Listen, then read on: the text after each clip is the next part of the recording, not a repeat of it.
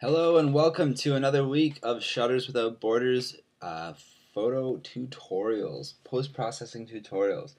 This week we are going to cover how to create a vintage looking photo. So we're going to take our photo and we are going to upload it into Photoshop. Okay, here we go. Now that we have uploaded our photo into Photoshop, we can start to work on it. F is the full screen mode keyboard shortcut. Just on a Mac, so much stuff going on in the background, this tends to keep it a little bit more simple. Once again, we go to our background, Command J on a Mac, Control J on a PC. This copies and pastes your background layer on top of itself, preserving your original. Layer 1, that's a fine name for it. You can change it if you like. The very first thing that we want to do for this photo is give it a bit of a vintage color.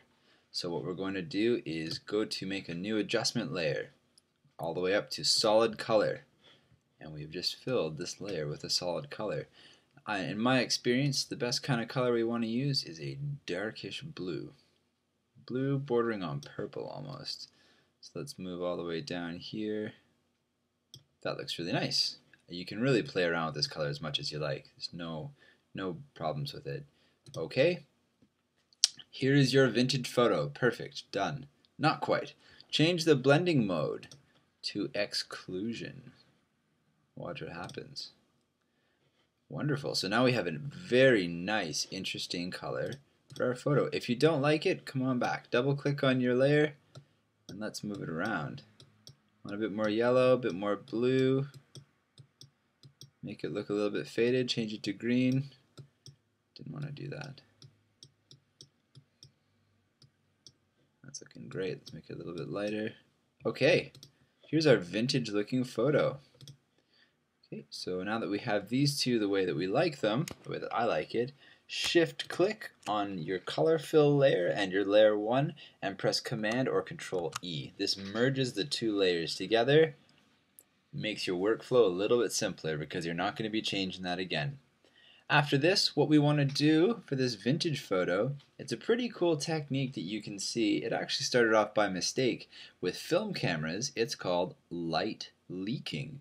It generally happened when there was a bit of a leak in the camera, the post-processing, which allowed some of the light to come in, and it would give sort of a reddish or an orange tinge. Now let's make our own light leak to give it a more vintagey look.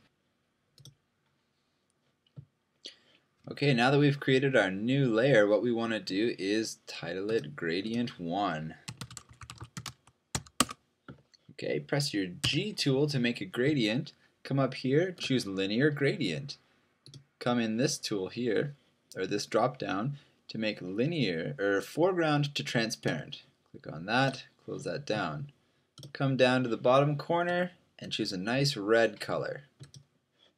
The beauty about this is that it's really trial and error, so you can just do it until you get the right feel.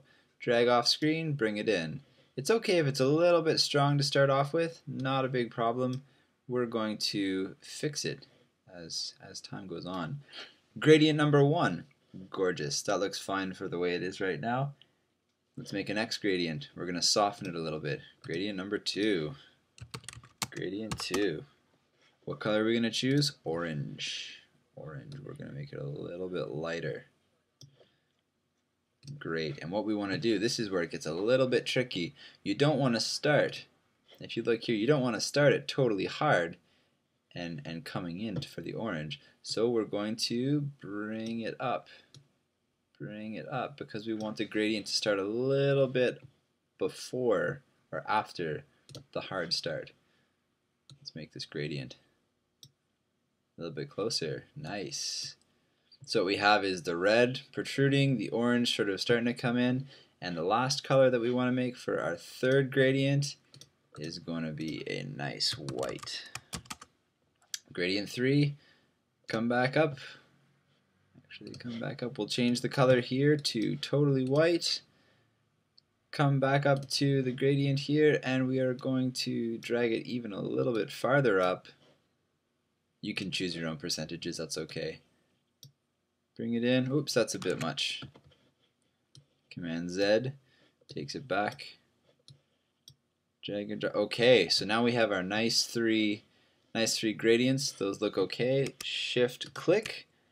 Command E will flatten them together, and what we want to do is play with the blending modes until we can find a really nice blending mode for them. You can burn it, so it's sort of burning this photo.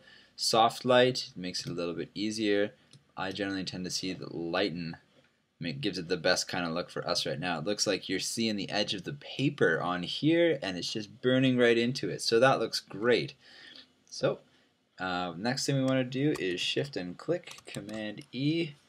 If you're happy with all of these, we can flatten the entire image, and here is your vintage looking photograph. File, save as, got a JPEG, back vintage.jpg for your desktop, and you are done. That is creating a vintage. Step number 1. You want to go and create a solid color.